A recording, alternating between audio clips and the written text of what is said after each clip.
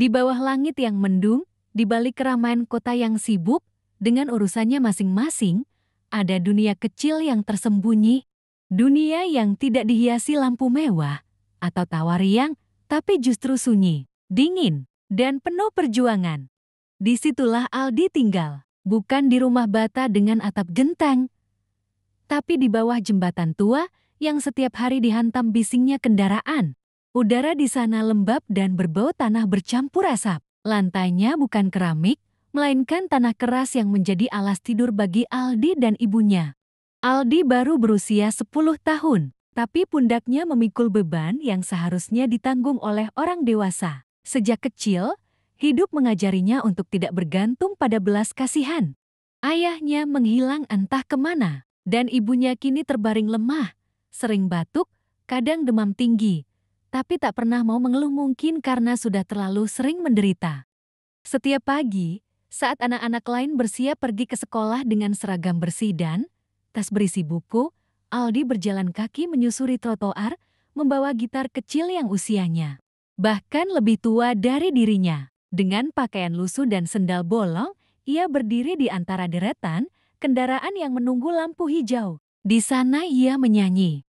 Suara Aldi tak lantang, kadang sumbang. Tapi ada sesuatu dalam setiap lirik yang ia nyanyikan, kejujuran. Kejujuran dari seorang anak yang hanya ingin bisa makan hari ini dan esok. Beberapa orang tersenyum, lalu membuka kaca jendela mobil dan memberinya uang logam. Beberapa lainnya mengabaikannya, bahkan memandangnya dengan jijik seolah-olah kemiskinan adalah sebuah kesalahan. Tapi Aldi tetap bernyanyi. Ia tahu dunia tak pernah adil, dan ia tak meminta banyak. Ia hanya ingin pulang dengan cukup untuk membeli obat ibunya dan sebungkus nasi.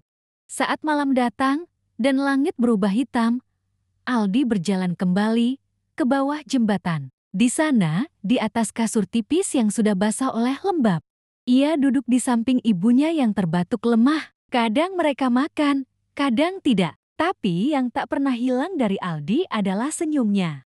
Di malam-malam yang tenang, ketika suara kendaraan mulai reda, Aldi sering meminjam cahaya dari lampu jalan. Ia membuka buku sobek yang ia temukan di tumpukan sampah. Perlahan ia mengeja huruf demi huruf. Tak ada guru, tak ada papan tulis, tapi ada harapan. Harapan bahwa suatu hari ia bisa sekolah. Ia ingin menjadi guru. Ia ingin agar anak-anak lain tak harus seperti dirinya, bernyanyi di jalanan untuk sekadar bertahan hidup. Aldi bukan tokoh dalam cerita rekaan. Ia nyata. Ia adalah potret dari ratusan bahkan ribuan anak yang dilupakan oleh sistem, diabaikan oleh negara, dan tidak terlihat oleh masyarakat yang terlalu sibuk mengejar ambisi. Di bawah jembatan, di jalanan, di sudut-sudut kota yang gelap, ada anak-anak seperti Aldi. Mereka tidak meminta dikasihani. Mereka hanya ingin dilihat sebagai manusia, sebagai anak-anak yang punya hak untuk tumbuh, belajar, dan bermimpi. Dan mungkin, jika hari ini kita masih bisa duduk nyaman, makan 3 kali sehari, dan tidur di tempat hangat, maka bukan karena kita lebih berhak, tapi karena kita lebih beruntung. Jangan tutup mata, jangan diam, karena harapan itu bisa tumbuh jika ada yang peduli. Dan kadang, kepedulian kecil bisa menyelamatkan seluruh hidup seseorang. Kalau kisah ini bermanfaat bagi kalian, jangan lupa like, komen, dan subscribe. Terima kasih telah menonton.